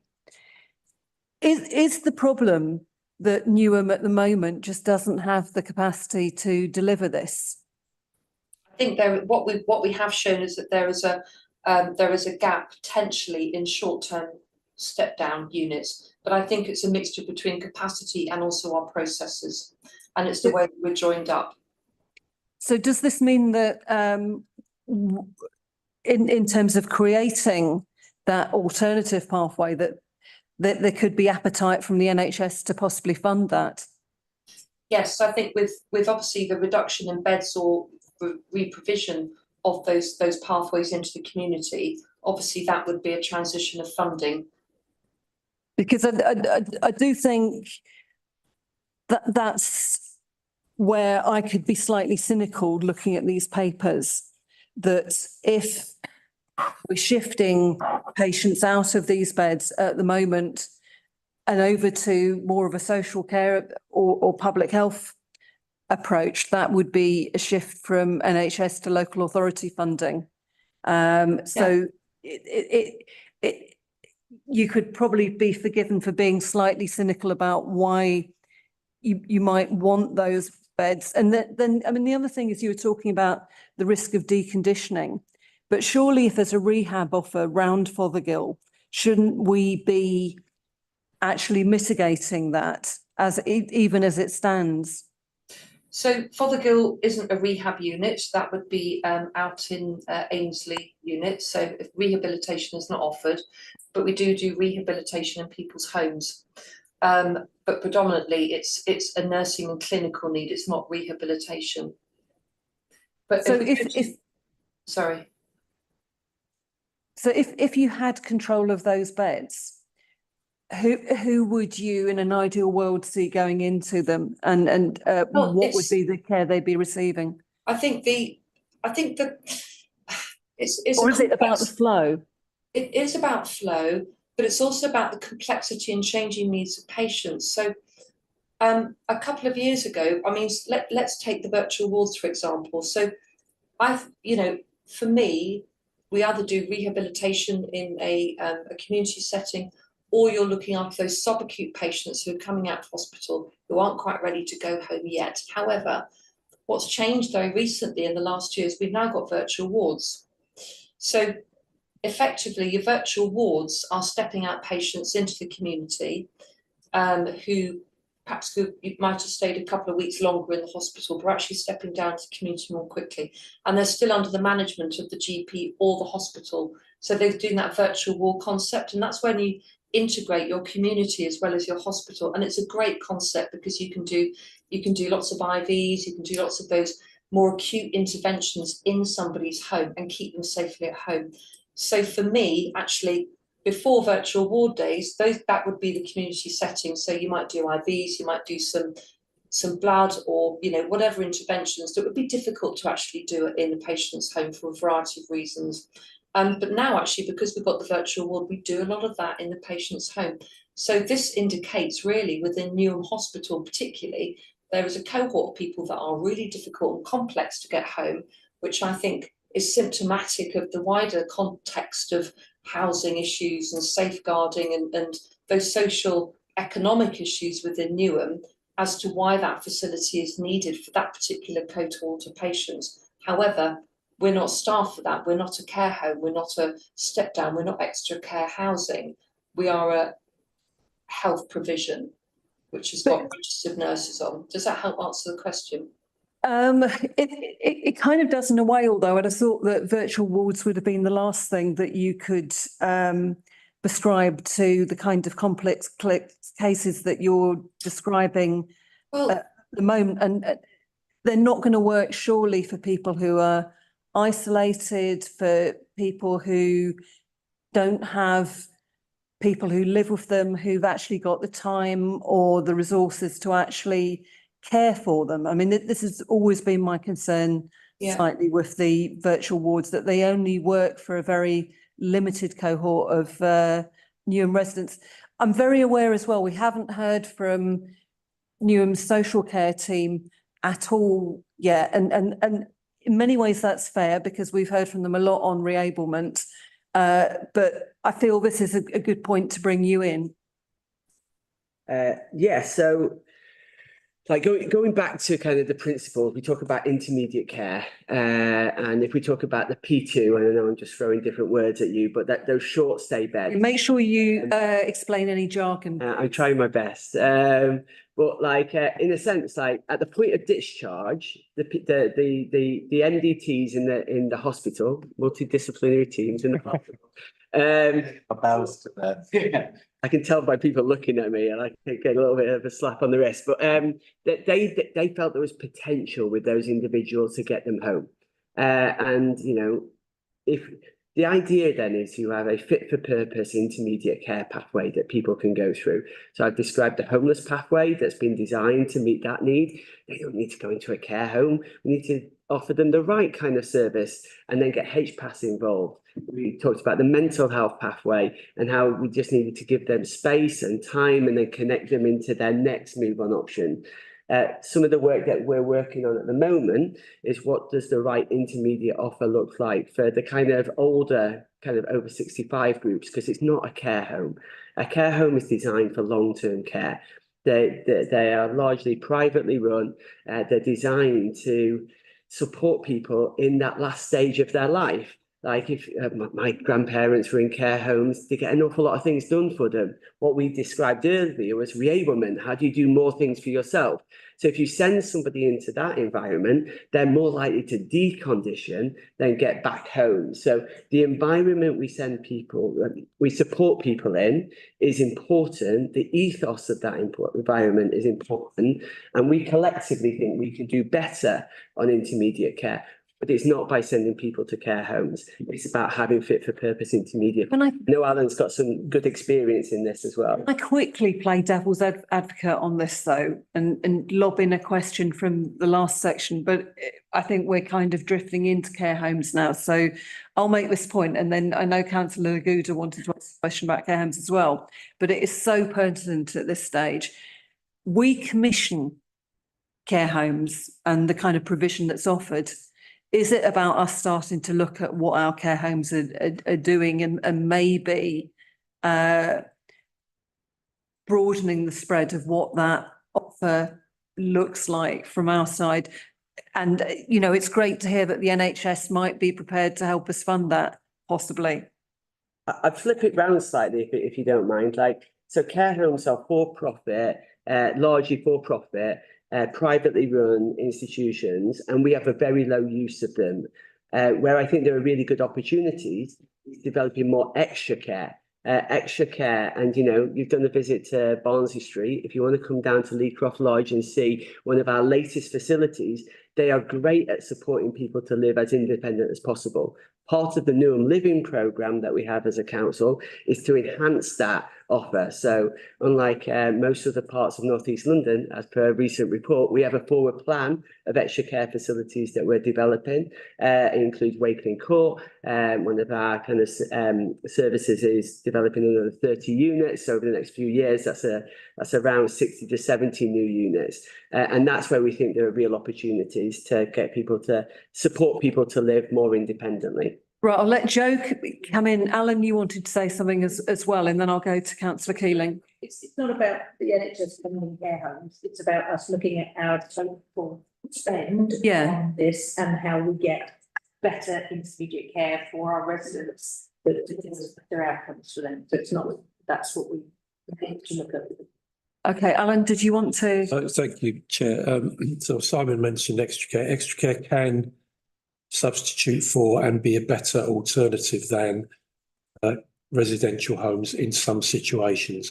That is clearly an agenda that we can develop. That's a marvellous agenda. In relation to people going through this whole system you've heard described, there's a couple of dangerous places for people. One is in hospital, and you've heard about how people can get deconditioned in hospital. You want to get people out of hospital as quickly as you can. However, if you get them out as quickly as you can and they need intermediate care, try and do that in a care home, say, which isn't geared up for it, and you've got another big risk for those people. They can end up staying in that residential care where they may not need to. Now, at the moment, we're very good at getting people out of hospital. We have a little bit of a problem that we want to improve on in terms of making sure they don't get stuck in residential care. And that is the work that people are working on now, and it's called that pathway to, and that's where we think we've got to improve and have got scope to improve. Thank you, Chair. Okay, I've got no more questions on this particular section. Was there, sorry, councillor Keeling, you wanted to come in? Well, in that case, I think we've had such brilliant chairing that we've automatically transitioned to the next topic, which is about care homes and end of life care. And my question was, what you said about pathways, different people have different pathways, and the fact that people at end of life care, whether palliative in a care home, in a hospital, and the fact that papers reference the majority of people who ask to die at home, and but they don't get a chance to do so. And what are the barriers there that are stopping us? That's obviously for anybody, not just. I mean, is that one for Tom or for Joe? Yes. So to put it in short terms, what are the barriers that stop people being able to die at home, specifically in Newham? I don't know if I'm best placed to answer detail. Tom, would you like to come in on this? I mean, I'm slightly worried that anything I'm saying is going to be speculative, because I'm not briefed on that particular point. So I'm happy to take that away and give feedback. Okay, that would be fantastic. You want me to come in? Sorry, I couldn't find the hand button. Yes, that would be great. Thanks, Hannah. So the barriers to people, I don't know what the barriers are. It's a really good question because it sort of turns it on its head. So Fothergill ward, we've always taken end of life patients, but end of life, if you're going to classify it, you've got people who are in the last year of life, which GPs should have a register for. So in the community, we have district nurses and we have therapists, and we predominantly, a lot of our work is around end of life provision, palliative care. We've got palliative care specialist nurses. So for some reason, and this is historical, Fothergill ward would take end of life patients as a step down from the hospital onto that ward. Now, that is the only provider that we know about locally that does that. There's no other community hospitals that we can benchmark to say that they take end of life patients. And just to give you an example, a lot of our end of life patients stayed for months and months, some up to a year. So they weren't end of life. But again, going back to those barriers of getting them home were about safeguarding or housing or, you know, whatever those complex issues may be. It wasn't because they were necessarily end of life. There are some patients, obviously, who are referred to us and they get great care, and we provide end of life care. What we're doing, what we have done actually is now re-provide, is revise the end of life pathway and get them either to a hospice, because we have got a hospice locally, or back to home with obviously palliative care. We put a palliative care specialist nurse in, and with that GP wraparound as well. Or they go to a nursing home if they've got very complex needs and they couldn't go. And that's the right thing for patients. That's where they should be. They predominantly, a lot of people want to go home, but because of the pathway issues I described earlier, it's exactly the same for our end of life patients. They are stepped down into a unit to die. And actually some of them aren't end of life at all. So it's not the right pathway for patients, and it's not the right environment. And we're not a nursing home. Does that help? Joy, I've seen you've got your hands up. Did you want to come in? Yeah, I just wanted to offer some personal reflection on this. This isn't something I've gathered from other voluntary, but I've experienced, unfortunately, the last 2 years, both my parents passing away. And it wasn't specifically Newham, but what I can tell you about the barriers is actually the hospital system's quite good, and that once you're in the system, it's helpful. And obviously we've worked with, the Newham Hospital has, ups and downs, people praising it, people slating it, both. But I think the barrier is actually, if you're not in the system, the barrier that we found also from a work perspective is the GPs. In Newham, the GPs are kind of reluctant to work, let's say, with the voluntary sector, for example, and taking referrals. They want to do things themselves, even when it comes to trying to do the kind of social prescribing type of thing. Again, they don't want to work with the voluntary sector, they want to do that themselves. And what I've found is that people that might be near end of life or needing that kind of palliative care, they're not getting maybe the support through the GP that they might need unless they're admitted into hospital. And it shouldn't have to be that. They shouldn't have to go into hospital to get the care they need. The GPs aren't really responding to care kind of the step before, like stopping them going into hospital maybe, or helping them, without having to go to that step. Does that make sense? It does. I mean, we're going to have primary care with us for the last part of this piece of work anyway. So even though it's not strictly part of what we're going to be looking at with them, I think it's fair enough to sort of ask them about their sort of involvement in the pathway. Councillor Keeling. Thank you. Just furthermore on that question is, it's not just the person at end of life who is the only patient in this circumstance, it is the whole family that also gets affected. And I'm just wondering, the assistance that we give, which is not entirely relied on by brilliant charities, like what other assistance do we give that is not just charity work, basically, to people that are struggling physically, mentally through bereavement? And yeah. I think in order to give this justice and to give you we need to take this away. I think also it's I know it was a big question. I think the trouble with end of life care is it is a whole meeting unto itself, and there were just a couple of points in the papers that I really wanted to pick up. And just final question, I feel, Councillor Laguda, you also wanted to ask a question about care homes and one of the stats in the report. I think the one referencing that 50% of Newham residents were placed in care homes out of borough. Yeah, on page 75, you stated that 50% of Newham residents are placed in care homes out of the borough. Isn't it true that what they've requested to be close to relatives? Do you think they've come out of the borough to be close to the relatives? Or why do you think we have such a big figure of 50% of residents want to come out of Newham to go nearer their relatives? So I think generally when we hear about people being situated out of Newham, we see this as a bad thing, in terms of children's services and not being sort of situated near their parents, or people being housed out of borough, which obviously isn't desirable either. But in this instance, this may well be what a lot of our residents actually want in later life.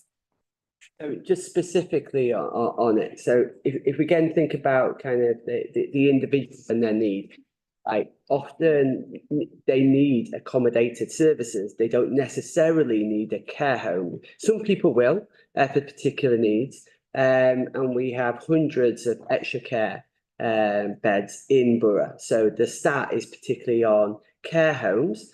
And what I often say to this is, if you're in Leicestershire or Northamptonshire, some of those bigger areas, and you're placed in a different county, then often that's kind of like a big driving distance, like for friends, for family, unless it's choice.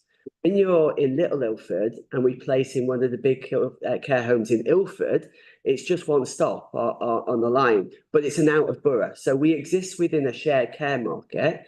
Now, we do want to improve and increase the number of people who can stay local, but some of it's choice and some of it is just a very pragmatic, that it's actually easier to get from Little Ilford to Ilford than it is from Little Ilford to Beckton. So there's a mixture of different things that kind of contribute to it.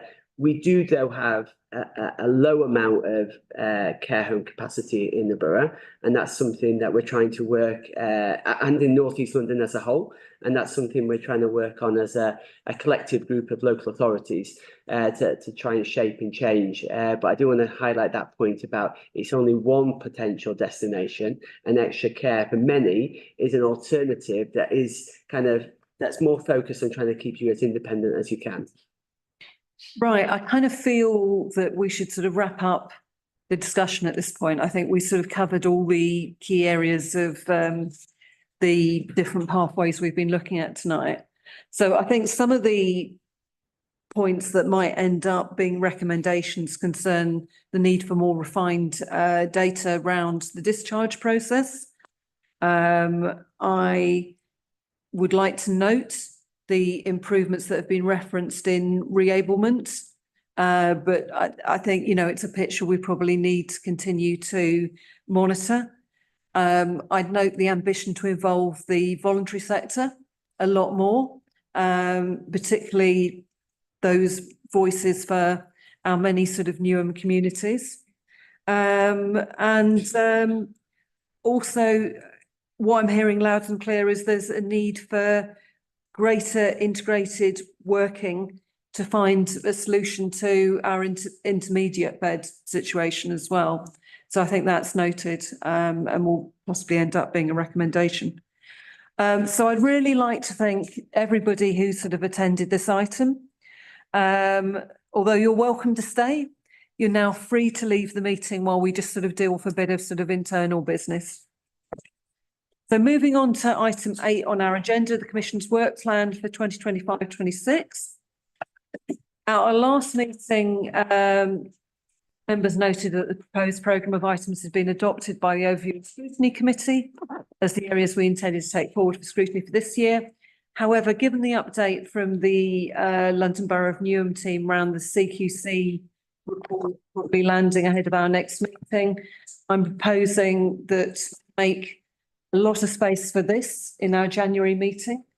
And what I'm suggesting is, as we've got 2 meetings close together in January and February, we all almost view that as one big meeting, but just spread across things and have focus on this in the January meeting. And we'll also do the adult safeguarding report then, or safeguarding adults board report. And then do the third part of close to home in February, which will then sort of wrap up that item. So with the committee's approval, those are the suggestions of changes I'd like to make to the work programme. It may mean we need to wait on the item that I really wanted to cover in terms of capturing patient needs till another year, or if not, sort of deal with it within the standing item on emerging issues, should there be any sort of changes in the position coming out of the 10-year plan. So we now come to item 9, date of our next meeting, which will be the 13th of January at 7 p.m. here at East Ham Town Hall. So it is now 9:10, and I will formally close this meeting. Thank you. Thank you, Chair.